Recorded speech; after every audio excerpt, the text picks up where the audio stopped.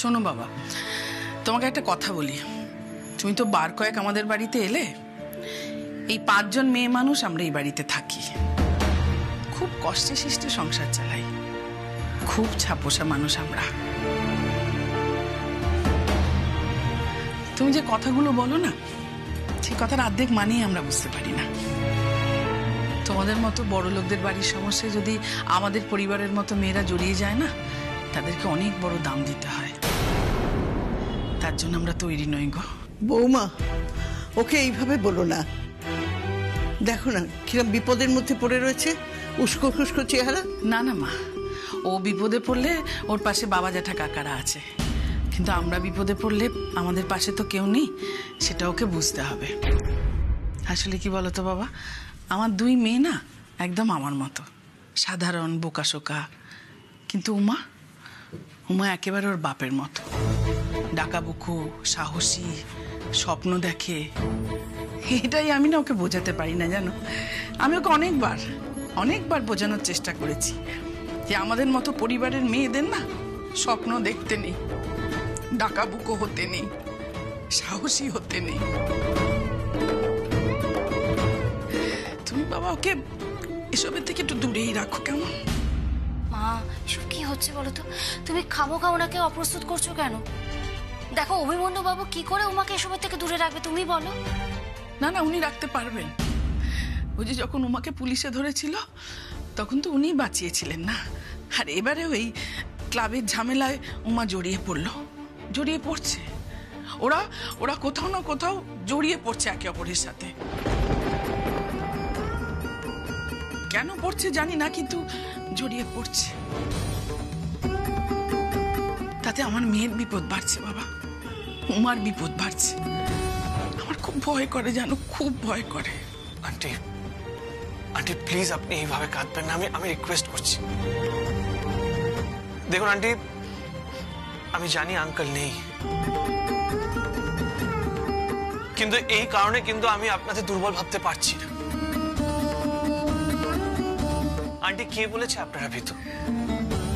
5 জন মহিলা মিলে কি ভালোভাবে নিজেদের সংসার চালাচ্ছে। That's the spirit. আমি আঙ্কেলকে দেখিনি, কিন্তু উমাকে দেখে মনে হয় উনি তো আপনার মতো হয়েছে, সাহসী, ডেয়ার ডেভিল। হ্যাঁ আন্টি। আর আন্টি আমি আপনাকে কথা দিচ্ছি, এবার থেকে আপনাদের লড়াইয়ে আমিও আপনাদের পাশে আছি।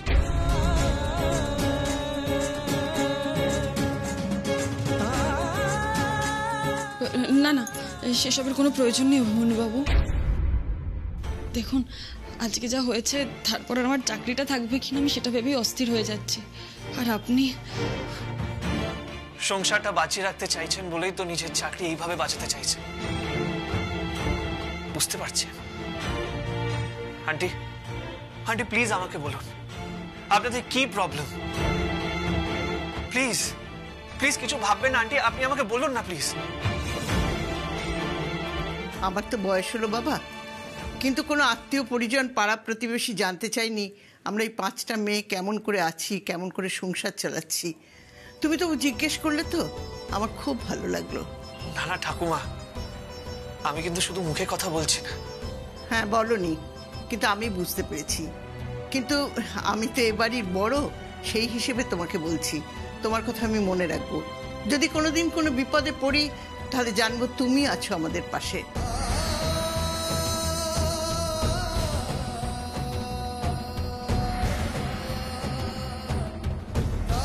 এবার তাহলে আসি আন্টি। না না, একটু দাঁড়াও বাবা। এই সোমা, এই না প্লিজ, এইসবের কোনো দরকার নেই, আমি আসি। যাওয়ার আগে আন্টি আমি আপনাকে একটাই কথা বলতে চাই, প্লিজ মাইন্ড করবেন না। না আমি, না আমার বন্ধুরা, না আম্মা, আজকে কেউ কোনো ভুল করেনি। আন্টি আমরা কি চেয়েছি? গরিব মানুষের মুখে হাসি ফোটাতে ভুল কিছু চেয়েছি বল? ওদের কাছে একটু খাওয়ার আর জামা কাপড় পৌঁছে দিতে। আর এটা যারা চাইনি তাদের এগেইনস্টে প্রতিবাদ করেছি। কি ভুল করেছি আমরা? আর আমি এটাও জানি আন্টি, আপনিও মনে মনে জানেন, বিশ্বাস করেন যে আমরা কোনো ভুল করিনি। আর হ্যাঁ, আপনার উমার জন্য গর্ব হয় সেটাও আমি বুঝি।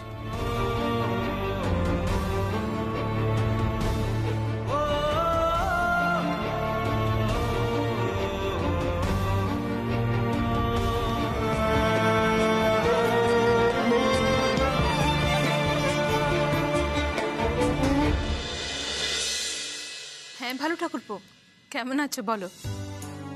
উমা তাই নাকি, রাত্রিরেরই ফ্লাইট? তাহলে তো খুব ভালো। হ্যাঁ হ্যাঁ, তাহলে তো সকালবেলা পৌঁছে যাবে।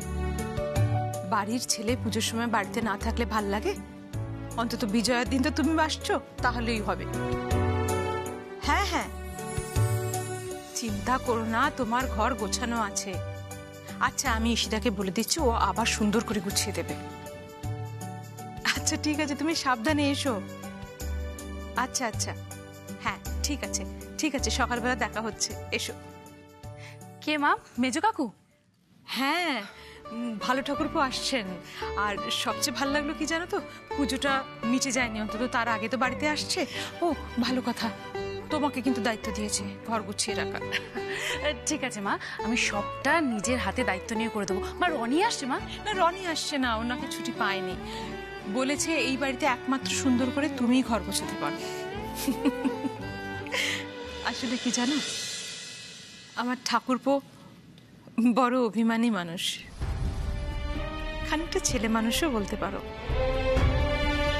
মেজো চলে যাওয়ার পর থেকে ঠাকুরপো মনে করে ওর খেয়াল রাখার বুঝি কেউ নেই, নিজেকে খুব একা মনে করে। একটা সময় আমরা অনেক বুঝিয়েছিলাম, রনি ছোট, তুমি আর একটা বিয়ে করো, কিন্তু না, ঠাকুরপো রাজি হয়নি। আসলে ঠাকুরপো মেজুকে বড্ড ভালোবাসতো তো, তাই মেজুর জায়গা আর কাউকে দিতে চায়নি। সারাটা জীবন এরকম একাই কাটিয়ে দিয়েছে। তাই ঠাকুরপো বাড়িতে থাকলে আমি ঠাকুরপোর দিকে একটু বেশি খেয়াল রাখার চেষ্টা করি, যাতে কখনো দুঃখ না পায়, যাতে মনে না করে যে কেউ ওকে অবহেলা করছে। আচ্ছা তুমি বলো, এখন মানুষ কত বেশি বয়সেও তো বিয়ে করে, কিন্তু না, আমার ভালো ঠাকুরপো কোনোদিনও রাজিই হলো না। তার যত আবদার, যত অত্যাচার এই বড় বৌদির উপর। বড় বৌদি, আপনি একদম চিন্তা করবেন না, আপনার ভালো ঠাকুরপো আপনাকে নালিশ করার সুযোগই পাবে না। না মা, সত্যি বলছি, আমি নিজের হাতে সবকিছু সাজিয়ে রাখবো, তুমি চিন্তা করো না। এত চিন্তা কেন করছো? তুমি একটু দায়িত্ব নাও তো, তাহলে আমি নিশ্চিন্ত থাকি। জানো মা, তুমি যখন মেজো কাকুকে ভালো ঠাকুরপো বলে ডাকো না, ডাকটা কিন্তু খুব মানায়। সত্যি মেজো কাকু কি ভালো, তাই না? ওনার জন্য কিছু করতে পারলে না ভেতর থেকে আনন্দ হয়। আর যখন থেকে শুনেছি যে উনি আসছেন, আমার না খুব আনন্দ হচ্ছে। মা, কে আসছে গো? তোর মেজো কাকা। ও মা, কি মজা! কবে আসছে মা? কাল সকালবেলা আসছে। হ্যাঁ রে, তুই ভাইয়াকে ফোনটা করেছিলি? কতবার যে বলছি ফোনটা করে খোঁজ নে। এসে গেছি। আর কোনো চিন্তা নেই, আমি এসে গেছি মা। চিন্তা নেই বলছি? অনেক আছে, চিন্তার অনেক বিষয় আছে অভি। এই এতক্ষণ ধরে টিভিতে যা যা দেখিয়েছে, ওই মোবাইলে যা যা ক্লিপিং দেখিয়েছে, মাম্মাম সব দেখেছে, কিন্তু প্রচন্ড রেগে আছে। মাম্মাম এখানে এসে কি করবে সে আমি জানি না, কিন্তু My lord, ये तो सरासर नाइंसाफी है। চল মারবো। নাটক করিস তুই, আজকে তোর বকুনি খাওয়াই উচিত। আমি তোকে আজকে বাঁচাবো না, ব্যাস বলে দিলাম, ব্যাস। देवी और सज्जनों, मुझे ब्लैकमेल किया जा रहा है। आप लोग मुझे बचाइए प्लीज। कुछ कीजिए। ভাইয়া তুই নাটক বন্ধ করবি? জানিস তো উমাকেও টিভিতে দেখিয়েছে, তুই কি দেখেছিস ওর নিউজগুলো? কি সব প্রশ্ন করছে, ও কি সব বলছে, যা তা হচ্ছে কিন্তু মিডিয়াতে। এক্স্যাক্টলি, মিডিয়াতে না এমন একটা গল্প তৈরি করে দেয় অভি, এরা একবারও ভেবে দেখে না যে বাড়ির লোকের উপর কি অবস্থা হয়। ওগুলো দেখছি আর আমাদের তো টেনশন হচ্ছে। পুরো দিনটা আমাদের টেনশনে কেটে গেল। ওসব পুরো না, পুরো দিনটা নয় অভি, পুরো পুজোটা টেনশনে কেটে যায়, সেটা তোর জন্য হয়েছে। माते কি মাতে? এইবার বাঁচিয়ে দাও মাতে, ব্যাস লাস্ট টাইম। ভালো করে দাও। হ্যাঁ দেখেছিস তো, এই তোর একটা দায়িত্ব নেই, বাড়ির ছেলে হয়ে একটা কোনো দায়িত্ব নেই? নবমীর রাত কোথায় বাড়িতে সব বাচ্চারা একসঙ্গে আনন্দ করবে। না শুধু বাচ্চারা কেন, এই সেটা তুমি বলো, বড়দেরও তো ইচ্ছে করে আনন্দ করতে। তা না, সবাই তো এর জন্য টেনশন করছে। কেন মানে বাড়িতে আনন্দ হচ্ছে না কেন, আমি তো সেটাই বুঝতে পারছি না। এই দিদি ভাই বলছি, তোরা রিহার্সাল ঠিকঠাক ভাবে করেছিস তো? না, তুই ছিলিস না বলেই তো আমরা রিহার্সালটা স্টার্ট করতে পারি। আমি ছিলাম না বলে রিহার্সাল হবে না? আরে কালকে নাটক, তোরা কি সবাই স্টেজে গিয়ে ধ্যারাবি? আহা, তুই আর উমা যেন খুব ছিলি, তোদের ছাড়া ফাইনাল রিহার্সালটা হবে কি করে? অভিমন্যু দাদাকে যেমন সুন্দর দেখতে তেমন সুন্দর কথাবার্তা, তাই না? সত্যি আজকের দিনে এমন মানুষ দেখা যায় না। ও আমার নন্দর কথা মনে করিয়ে দিয়েছে। সত্যি গো ঠাম্মি, এই যুগে এরকম ভালো ছেলে পাওয়া সত্যি মুশকিল, পাওয়াই যায় না জানো। আর একটা ছেলেকে তো আমরা চোখের সামনে দেখছি, বিয়ের আগেই তার বাড়ি থেকে একটার পর একটা ফর্দ পাঠিয়ে দেওয়া হচ্ছে, অথচ সেই ছেলেটা দেখো একেবারে নির্বিকার। এরপরেও আমার মা মনে করে এই ছেলেটার সঙ্গে বিয়ে হলে আমি সুখী থাকবো, এরপরেও আমার বিয়ের তোড়জোড়ে কোনো রকম ঘাটতি থাকবে না, তাই না মা? কিন্তু এই বিয়ে আমি ভাঙতে দেব না সোমা। কিন্তু কেন মা, কেন? আমি জেনে শুনে তোর হাতে দড়ি কলসি দিতে পারবো না। বৌমা কি বলছো তুমি? আমি ঠিক কথা বলছি মা। সারা গ্রাম জেনে গেছে যে আমার বড় মেয়ের বিয়ে ঠিক হয়ে গেছে, আজ বাদে কাল তার আশীর্বাদ। এরপর যদি বিয়েটা ভেঙে যায়, সমাজে আমি মুখ দেখাবো কি করে? সমাজ ওকে বাঁচতে দেবে? কথা শুনে শুনে মেয়েটাকে মেরে ফেলবে। সুতরাং এই লিস্টের পরে পাত্রপক্ষ যদি আর একটা বড় লিস্ট দেয়, সেটাও আমি নেব। আর তার টাকা কি করে জোগাড় করতে হয় সেটা আমি বুঝবো। দরকার হলে বাড়ি বন্ধক দেবো, তবু এই বিয়েটা আমি দেব। তোর বিয়ে আমি দেবই। মা মা মা শোনো না, ও মা শোনো না একবার আমার কথা। কে বোনো, শোন না, তুই একটু মাকে বোঝা না রে, বোঝা না মাকে একটু। যারা পর নেই তারা কখনো ভালো মানুষ হয় না রে, আর তাদের চাহিদার কখনো শেষ হয় না। আমি মাকে একটু বোঝা না রে। আমাদের এই বাড়িটাই তো আমাদের সম্বল, বল। এই বাড়িটা মা কতবার বন্ধক দেবে বল, কতবার বন্ধক দেবে? এই বাড়িটা চলে গেলে আমাদের পরিবার কোথায় দাঁড়াবে? আল্লাহ, ও মাকে একটু বোঝা না। ও মা, তুই চিন্তা করিস না দিদি ভাই, এই বাড়ি আমি বন্ধক দিতে দেব না।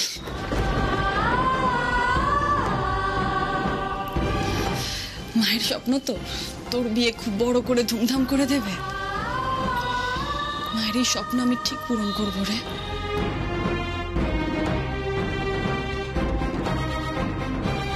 কিন্তু তোদের কারোর গা আমি কোনো আঁচ আসতে দেব না। এই বাড়ি আমি বন্ধক দিতে দেব না দিদি ভাই, কিছুতেই না।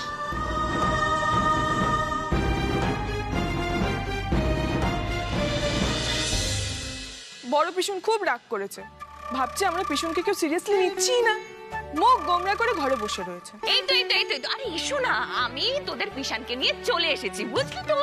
বলছি অভি, রাগ কিন্তু পুরোপুরি ভাঙেনি, প্লিজ তুই তাড়াতাড়ি ভাঙা, বুঝলি তো?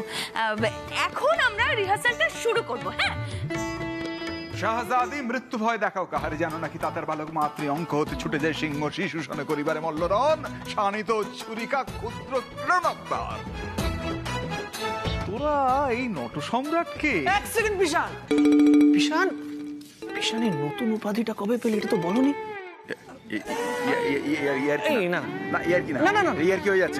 গুরুজনের সঙ্গে ইয়ার কি হচ্ছে? তুই একটা কথা বল, একটা কথা বল, এখানে থিয়েটার নিয়ে সিরিয়াসলি ভাবে কে?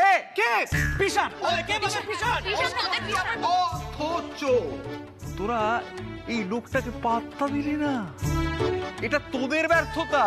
ঠিক জামাই বাবু, আপনি একদম ঠিক বলেছেন। আমি ঠিক, ওদের ব্যর্থতা, ওদের ব্যর্থতা না? হ্যাঁ, তুমি শোনো, মানে আমি উজাড় করে আমার জ্ঞানটা অকাতরে আমি দান করতে চেয়েছিলাম, অপাত্রে মানে অপাত্রে দান করে ফেললাম, অপাত্রে দান হয়ে গেল না একদম। মানে আমার মতো একটা ট্যালেন্টেড মানুষ, ওদের সঙ্গে মিশে গোটা সময়টা কিভাবে নষ্ট করলাম। বাবা ছি, কিন্তু কি করবেন জামাইবাবু, ছেড়ে দিন, বাড়িরই তো ছেলে সব, এবারে মতন ক্ষমা করে দিন। ফিরে এসেছে একটা রিহার্সাল, আপনি দিয়েই দিন। দেখ কত বড় মনের মানুষ পিসান, দেখ ক্ষমা করে দিয়েছে। এই চল রিহার্সাল হবে তো জামাইবাবু। হ্যাঁ, এবার শুরু করা উচিত। চলো চলো বিশান, আমরা শুরু করি। কিন্তু শুরু করার আগে আমি সবাইকে একটা কথা জিজ্ঞেস করতে চাই। আবার কি কথা অভি? মানে তখন এমার্জেন্সি কলেজ ছিল বলে আমি ছুটে ছুটে চলে গেলাম। হ্যাঁ, মানে পুরো ব্যাপারটা তোমরা জানো আর পুলিশকে বলেছিলাম। হ্যাঁ, তাহলে এত তাড়াতাড়ি প্রেস কি করে জানলো? এটা কি তোমরা কেউ জানো? তুই কিছু বলিসনি? না মা, আমি শুধু এটা জানতে চাইছি বাড়ির কেউ কি মিডিয়াকে ফোন করেছিল? মানে তোমরা কেউ কি কিছু জানো? আমি বাবা করিনি। আমিও তো কিছু জানি না। আচ্ছা আলিয়া কোথায়? মানে আলিয়া কি এটা করতে পারে? আমি যদি জানতাম যে ওখানে মিডিয়া ইনভলভ আছে তাহলে আমি তোকে যেতেই দিতাম না অভি। হ্যাঁ, সেই তুই আমাকে যেতে দিতিস কি দিতিস না সেটা আমরা পরে ডিসকাস করবো। আপাতত আমাকে এটা বল, তুই মিডিয়ার কাউকে এই ব্যাপারটা বলেছিস? মানে তোর আমার কথা শুনে কি মনে হয় আমি জানিয়েছি? বেবি, তুমি মাথা গরম করবে না, শান্ত হও। নো অভি, আমার বেবি কোনো ফোন করেনি, সারাক্ষণ আমার সঙ্গেই ছিল। ও যদি ফোন করতো তাহলে আমি জানতে পারতাম। তাছাড়া ও টিভিটা দেখার পর যথেষ্ট বিরক্ত হয়ে গেছে। তুমি উমাকে ওই গাড়িতে পাঠিয়েছিলে বলে ও যথেষ্ট আপসেটও হয়ে গেছে। একটা কাজের মেয়ের মতো থাকবে তা না, বীরাঙ্গনা নারী এলেন আর মিডিয়াও হয়েছে, যত সব উল্টো পাল্টা প্রশ্ন করে যাচ্ছে, দেখলেই তো মাথা গরম হয়েছে। আন্টি, ওইসব নিয়ে ভাবার আমার সময় নেই। মিডিয়া কোন বোকা জিনিস নিয়ে নিউজ করবে সেটার জন্য উই আর নট রেসপন্সিবল। আমি শুধু এটাই জানতে চাইছি যে এই খবরটা শুধু এই বাড়ির লোকজনই জানতো, তাহলে এত সঠিক খবর মিডিয়ার কাছে গেল কি করে? যে অভিমন্যু আচার্য ইয়াং বেঙ্গলের গাড়িতে অ্যাটাক হয়েছে, আমি শুধু এটা বোঝার চেষ্টা করছি, দ্যাটস অল।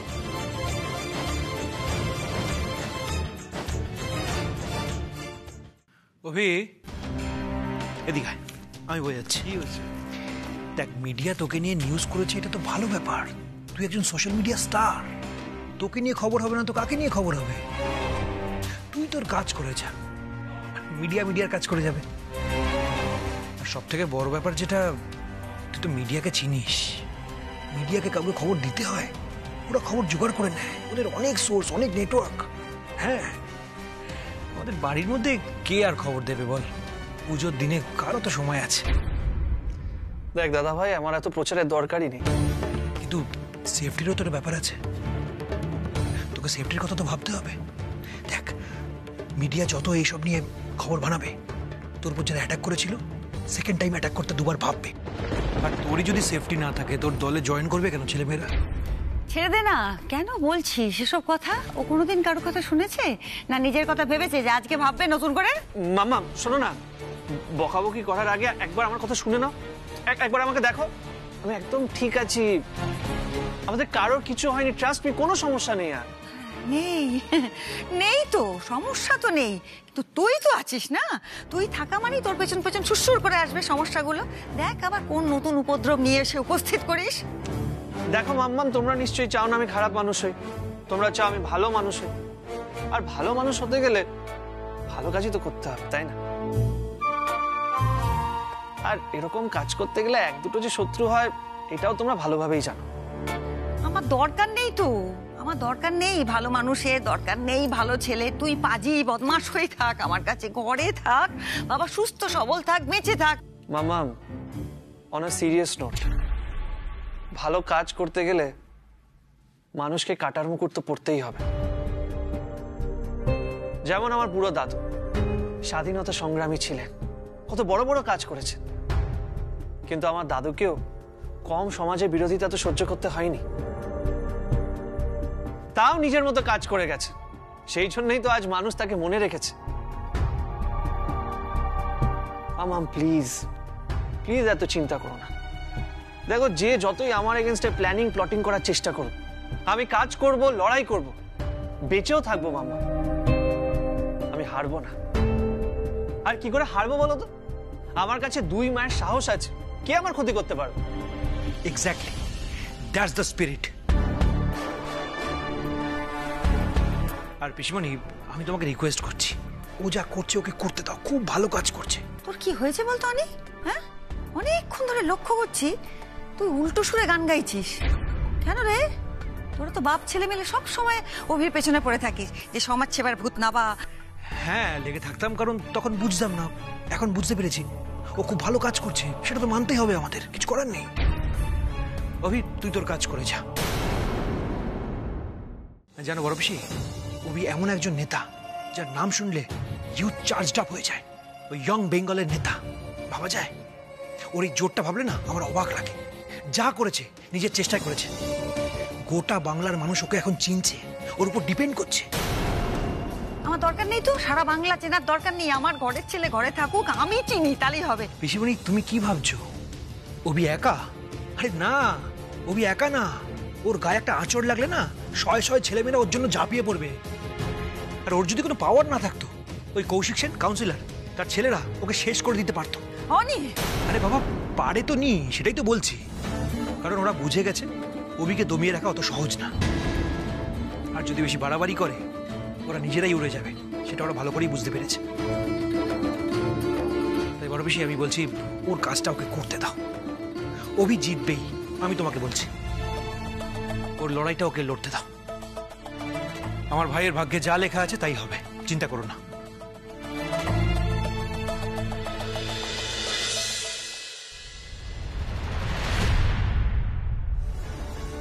আমার ভাগ্যে কি আছে আমি জানি না, আপনার ভাগ্যেই বা কি আছে ওমা? আমার নামের সঙ্গে জড়িয়ে গিয়ে সবার সামনে অপমানিত হলেন।